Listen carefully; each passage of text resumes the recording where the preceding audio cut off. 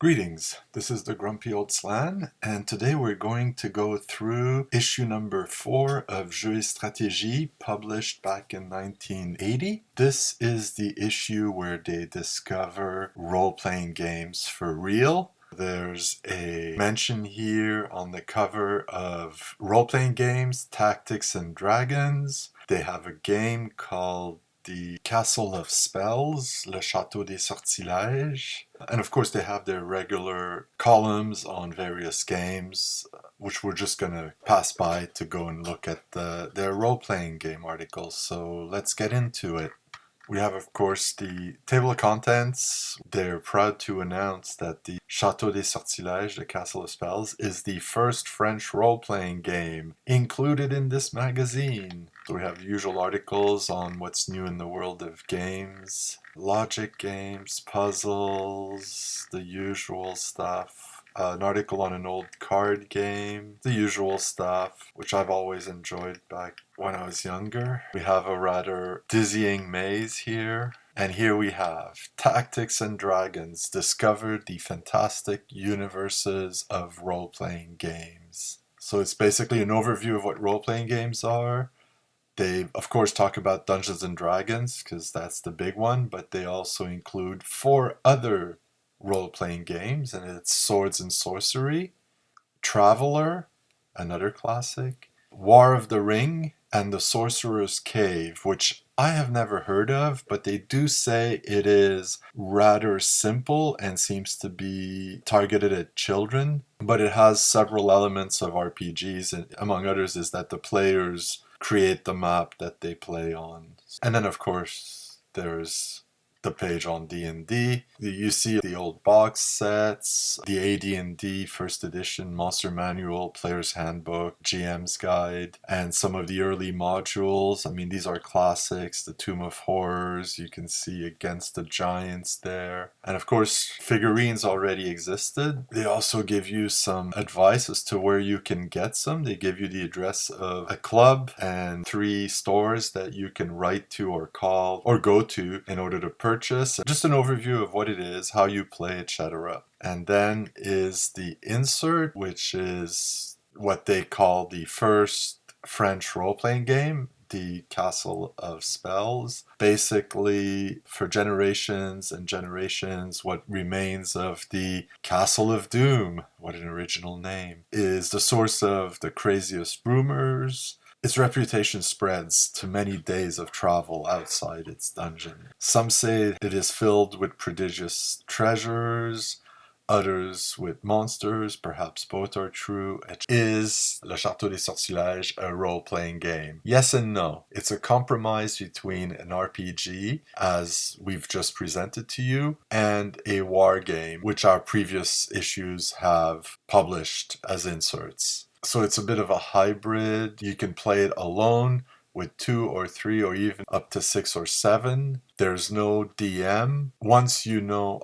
how the game works, you'll be able to transition towards playing it as an RPG. The goal of the game is to leave your village and go to the Castle of Doom and come back alive, and if possible, your arms full of treasure. Such an expedition requires equipment, so therefore you will need paper, pencil, and eraser, and perhaps a bowl in order to keep the monster and treasure tokens so that you can randomly take one out when you have an encounter. They recommend that you write down on a piece of paper the marching order, and you will need several 6-sided dice. To be expected, they can't include dice in the magazine. They can't expect people to have regular gaming dice, so they've limited themselves to a 6-sided dice which allows you to roll either a D2, a D3, or a D6. You have tokens that could be any number of treasures, some for monsters, and some for your characters, one for the group, so that when you move around on the map, you can just have that one token, but when you encounter a monster and you do battle, they recommend you use a separate sheet of paper as like a battle map. You create your character by choosing the class. You could be a fighter, the magic user, who will be able to use spells, the cleric, who can heal, And the thief, who with his dexterity can avoid traps, detect them, perhaps disable them, and also open secret doors. There are 4 weapons available: the sword, the dagger, the mace, and the bow. They mentioned that there are some magic weapons, but they're not available to characters at the start of play. And there's a little damage table here. The sword and the mace both do 1d6 of damage, the dagger and the bow 1d3.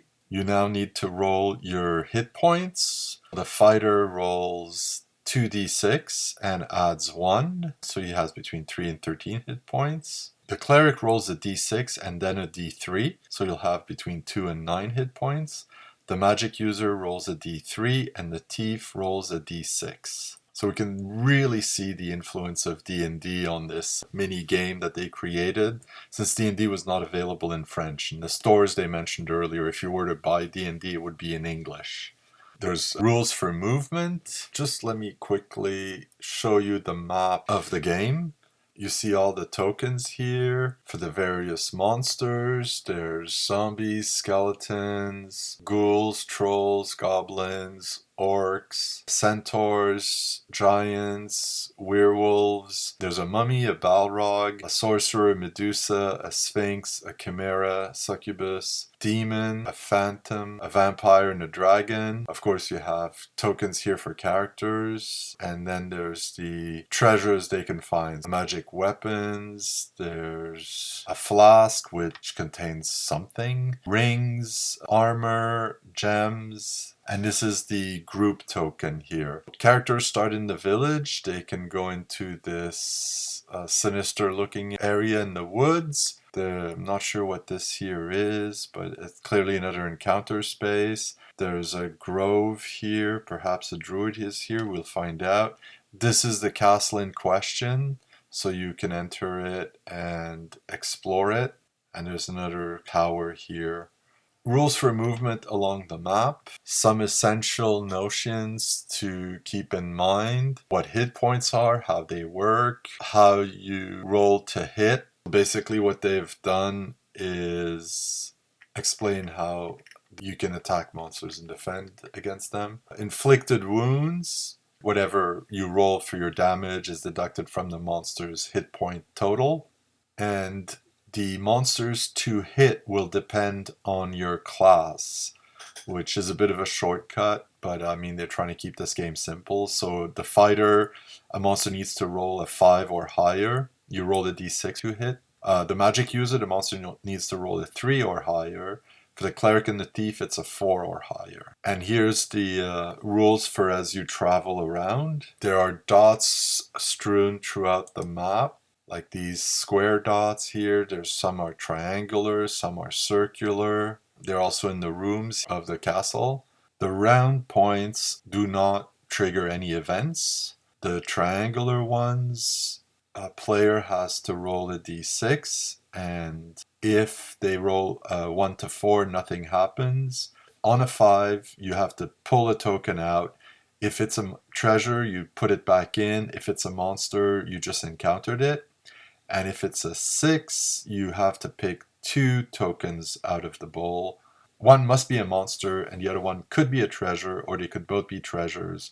If you pick 2 treasures, you have to toss one back in and pick again. If you get to a square dot, you again roll a d6.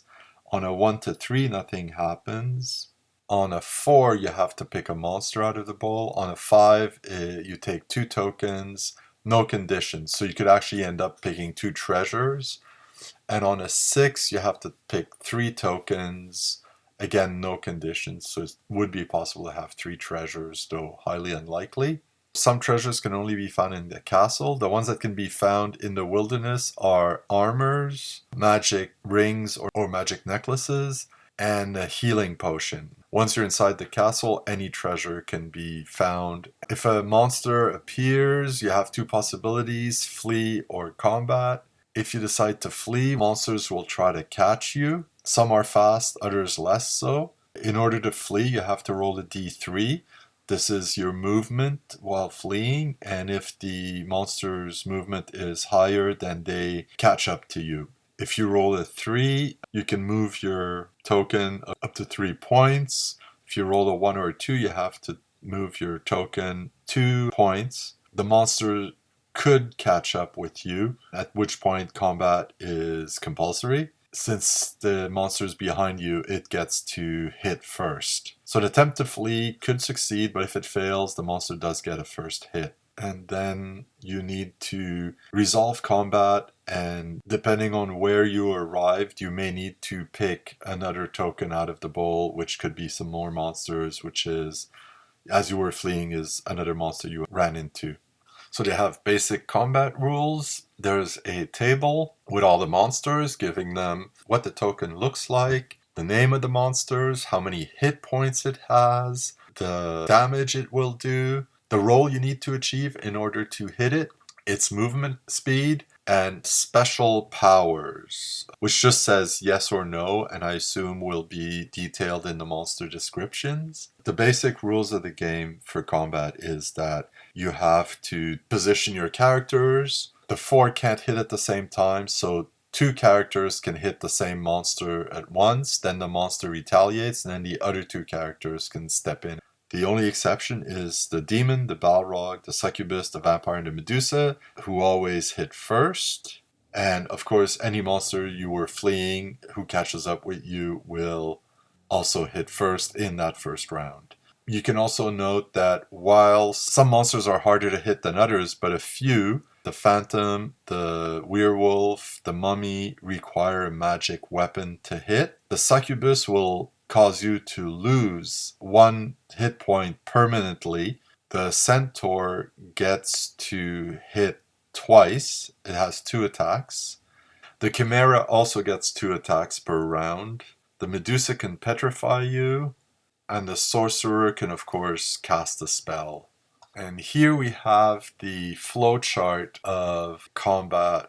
First of all, an explanation of the tokens. So you have the hit points in one corner, the damage they inflict, the movement speed, the name of the monster, and the roll needed to hit the monster. So armor class, if you will. And this is, of course, a player character token. This is its movement rate, its armor class, essentially, how much a monster needs to roll to hit it. So for the fighter, it's a 5. So 5 or 6 will hit the fighter. The flowchart starts here as the characters move. If they arrive on a circular dot, nothing happens. You go back here. If they arrive on a triangle or a square, roll a dice. Look at the table to see what the events happen. If nothing happens, you go back to movement. If you find a treasure, look up the treasure in the text. If a monster is encountered, you have a choice between fleeing and fighting. If you roll to flee, if you succeed, you go back to the movement phase. If you fail, you have to go to combat. You decide who hits first. If it's the monster or the characters. You roll a d6, see if you hit the monster. If you hit the monster, roll again to see the damage. If the monster is killed, you go back to movement phase. If the monster is not killed, the monster then rolls to see if they hit you. If they do not hit you, you get to counterattack. If they do hit you, you roll a d6 to see the damage. If the character is dead, the character leaves the game. If the character is not dead, he can then attack, and you go to this flowchart until you get back to the movement. So there are some special monsters. The Succubus will drain 1 hit point permanently to every character it manages to wound. The Chimera and the Centaur both can hit twice. The Medusa can petrify you. After achieving a hit, you roll a d6. On a 5 or 6, the character is petrified. And finally, the Sorcerer. If the Sorcerer manages a 2-hit roll, then he rolls twice, once for damage inflicted, and the second one to see if the character is put to sleep. A 5 or a 6 must be rolled in order to achieve this spell. And for an entire round, the character is out of combat as he is unconscious. Special powers of the magic user. He can put monsters to sleep, but not every round. He can attempt to cast this spell once every 5 rounds, in addition to fighting with his dagger. So in the same round, he can do both. He rolls a dice, and on a 5 or 6, the spell works. and the monster is asleep for 2 rounds, during which characters may attempt to kill it. More difficult, the sorcerer can also cast a fireball or a similar spell. This, you have to roll a 6 on the dice. Healing. After combat, the cleric can heal characters. To do so, the characters assemble around the cleric, who will cast a spell. On a 1 to 4, the spell fails and no healing is done. On a 5 or 6, you roll a d6 to see how much damage is healed. The cleric is the first to benefit from this healing, and then the other characters get hit points back. You cannot exceed your original hit point score through healing. The other way to heal is to use one of the healing potions you could find. There are also some fountains in the castles that allow you to regain hit points. Finally, cleric can turn stone to flesh, so if anybody has been petrified by the Medusa, he has to roll a d6 to cast a spell, and on a 6, the character is revived. If he doesn't succeed, he can try every 3 rounds. You can also choose to leave the character petrified. But if he stays with the petrified character, then he has to roll every round to see if new monsters appear. The thief can detect traps if he rolls a 5 or a 6. On a 1 to 4, he doesn't detect anything. If he attempts to disarm the track, he has to roll a d6 again. And on a 3 to 6, he manages to disarm the track. If he rolls a 1 or a 2, though, the trap is activated and might damage the thief. Once a trap has been activated, it doesn't re-trigger, so you can then pass. So when exploring the castle, you have to roll a d6, and on a 1 to 3, you have to roll again and consult the table for triangular spots. On a 4 to 6, you consult the table for a square spot. And on a 6, there's a trap that is activated and it may cause damage. So you roll a d6 to find out what kind of trap it is. So it could be a trap door, arrow trap, a poisoned arrow trap, a rock fall, a trap that is jammed, so you get to re-roll, and an explosive trap. And there's different damage for each one. The trapdoor, the first character loses 1 to 2 hit points by falling down the pit. The arrow trap, you lose 1 to 3 hit points. The poisoned arrow, it's 1 to 3 plus 1. Rockfall, you lose 1 to 6. And an explosion is all characters lose 1 to 6 hit points. There's a list of treasures, magical armor. You roll a d6, and on a 1 to 3, the armor will receive damage by 1. On a 4 or 5, it'll reduce it by 2, and on a 6, it'll reduce it by 3. Magic necklaces or rings, on a 1 to 2, nothing happens, but you get to re-roll again. On a 3, it's a ring of protection. You get to reduce the damage from monsters by 1. This is cumulative with magical armor. On a 4, it's a curse device. You fall asleep for 2 rounds. On a 5, you get to re-roll. And on a 6, it neutralizes poisons from arrows and magical fountains. There are gems and golds, so you roll a d6. You could have a diamond, a topaz, a ruby, an emerald, a sapphire, or gold. Roll again, multiply by 10, and this is how many gold pieces you get, so 10 to 60 gold. Magic weapons, on a 1, you get a +1 sword. On a 2 or 3, you get a +1 dagger.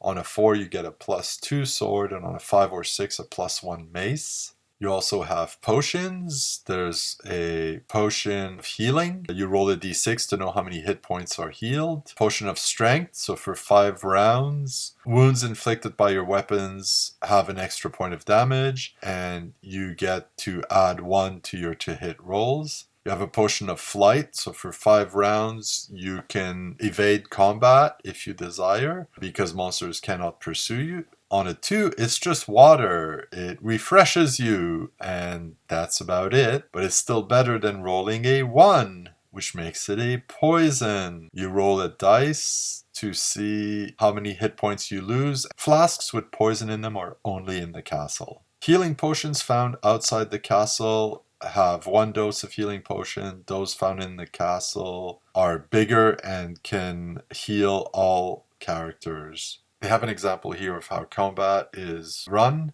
and that's the end of the game. So it's a very basic, minimal game, but considering the constraints of space they had to publish it, a fair effort. I could see how this could be fun either as a solo game or with a couple of friends. And I can see how you can also then have a GM develop this into a set of proper encounters that are planned and then played with those rules. Quite a simple game. And I think the map they provided gives you adventure hooks. I talked about that sinister clearing in the upper woods, that strange set of buildings between the castle and the village, the grove at the bottom and the tower. You can use that as your basic set of encounters. Go see the druid in the grove, go see the magic user in his tower, and of course you get to visit the castle if you want to.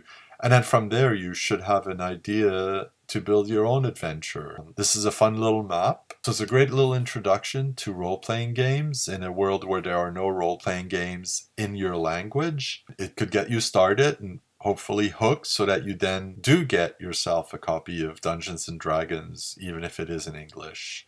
Actually, a couple of years later, D&D would be available in French. This has been the Grumpy Old Slan, looking at issue 4 of Jeux, Stratégies, and its special insert of a role-playing game. I'll see you next time.